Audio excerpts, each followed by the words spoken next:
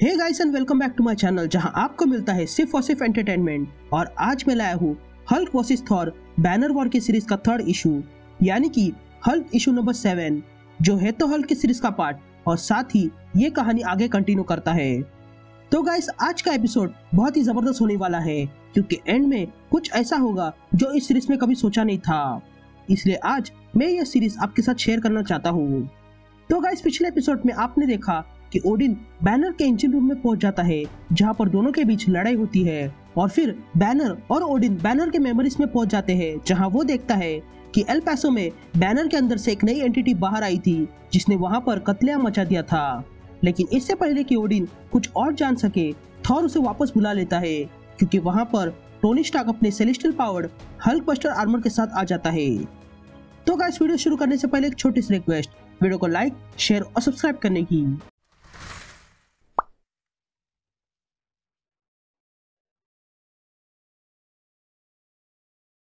तो एपिसोड की शुरुआत में हम बैनर को देखते हैं जो एक जगह पर खड़ा था और उसे आसमान में कुछ चमकते हुए दिखाई दे रहा था।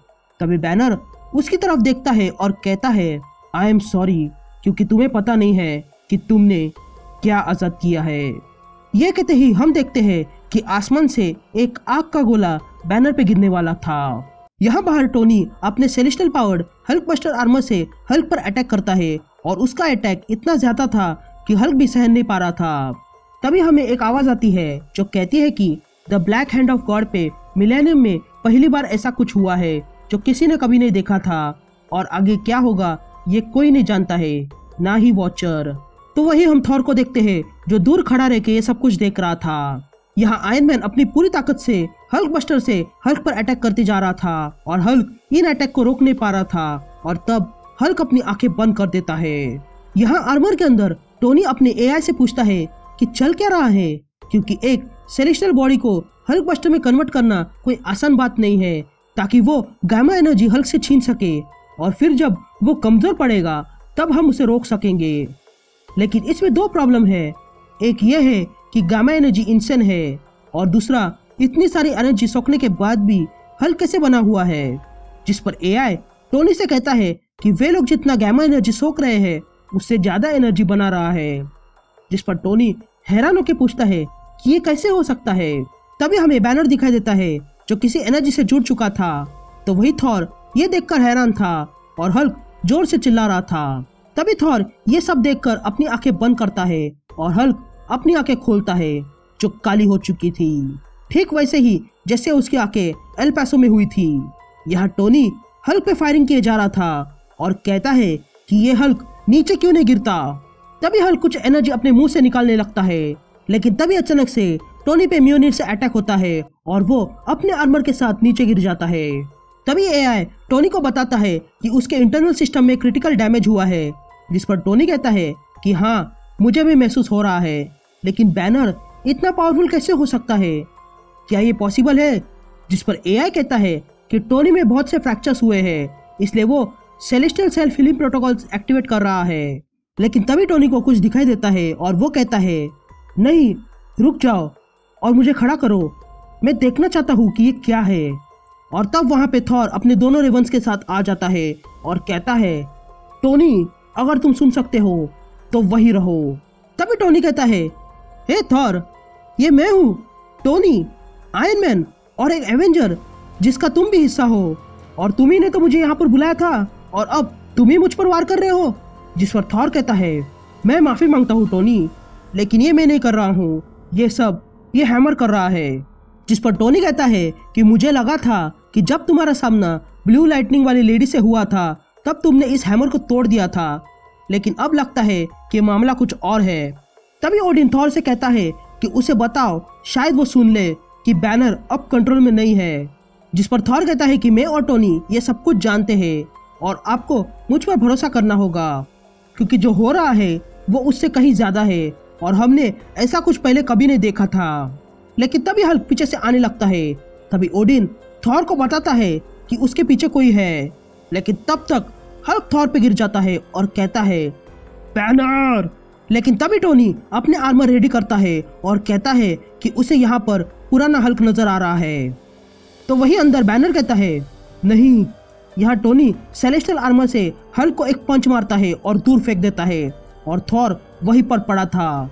यहाँ अंदर बैनर कहता है, नहीं तुम समझ नहीं रहे हो। हल्क को समझ में नहीं आ रहा है कि अब वो सिमुलेशन में नहीं है।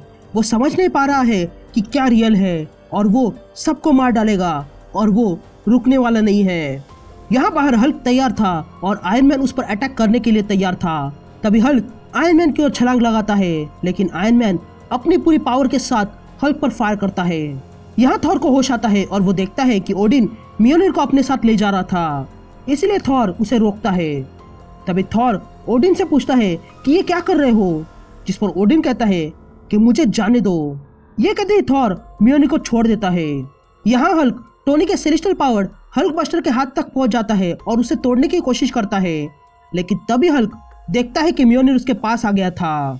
तभी हल्क उस म्योनिर को देख लेता है और थॉर दौड़ते हुए म्योनिर के पास आता है और म्योनिर को बुलाने लगता है, लेकिन तभी हल्क अपना हाथ आगे बढ़ाता है म्योनिर को पकड़ने के लिए और कहता है, हल्क वर दे। लेकिन तभी ओडिन म्योनिर के जरिए हल्क पर अटैक करता है और उसे नीचे गिराकर उस पर म्योनिर रख देता है।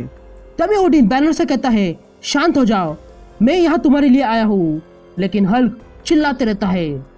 तभी ओडिन कहता है कि वो यहाँ पर डॉक्टर बैनर के लिए आया है। ये सुनते ही हल्क में एनर्जी बढ़ जाती है और वो चिल्लाता है, बैनर।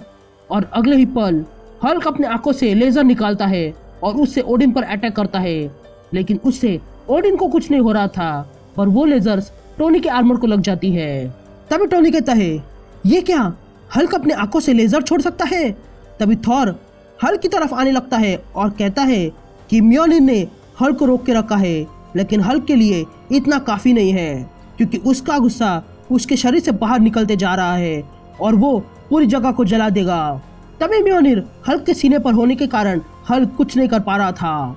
तभी टोनी कहता है कि उसे कुछ रीडिंग्स मिल रही है और वो ये है कि हल्क का रेज इस जगह को जला नहीं रहा है, बल्कि ये तो गैमा एनर्जी है जो बहुत ही ज्यादा है, जो किसी भी सिटी को खत्म करने के लिए काफी है। तभी टोनी थॉर से कहता है कि वो तुरंत हल्क से दूर हो जाए, क्योंकि हल्क अभी फटने वाला है। लेकिन थॉर अपना म्योनिर लेने के लिए हल्क के पास आता है और कहता है, फादर मेरे साथ चलो। जिस पर ओडिन कहता है, नहीं, वो बैनर तक पहुंच सकता है। लेकिन तभी हल्क कहता है कि मुझे आजाद कर दो, और ये कहते ही वो डेटोनेट हो जाता है और हम देखते हैं कि वहां पर एक बड़ा गैमा ब्लास्ट हो जाता है और वो ब्लास्ट इतना बड़ा था कि टोनी का आर्मर भी टूट जाता है। फिर कुछ देर बाद हम टोनी को देखते हैं जिसका सेलेस्टियल आर्मर वही गिरा हुआ था। तभी टोनी उस आर्मर से बाहर आता है और कहता है कि थॉर तुम कहाँ पे हो। तभी एआई टोनी से कहता है कि सेलेस्टियल टेक के कारण टोनी जिंदा रहा, वरना वो गैमा रेडिएशन में आ जाता। जिस पर टोनी कहता है कि ये कोई गैमा बॉम्ब नहीं था। जिस पर एआई कहता है कि टेक्निकली इसकी एनर्जी इतनी थी जितनी कि 3000 गैमा बॉम्ब से फटने पर होती है। जिस पर टोनी पूछता है कि अगर इस एनर्जी में कोई ह्यूमन फंस जाए तो क्या वो हल्क बन जाएगा। जिस पर एआई कहता है कि नहीं, बल्कि वो इंसान एटोमाइज्ड हो जाएगा। तभी टोनी किसी बड़ी शैडो को देखता है और अपने एआई से कहता है कि अगर इस गैमा एनर्जी में अगर कोई गॉड फंस जाए तो क्या होगा। और तब हम देखते हैं कि थॉर उस गैमा एनर्जी के चपेट में आ गया था और अब थॉर हल्क बन चुका है और वो कहता है, थॉर स्मैश।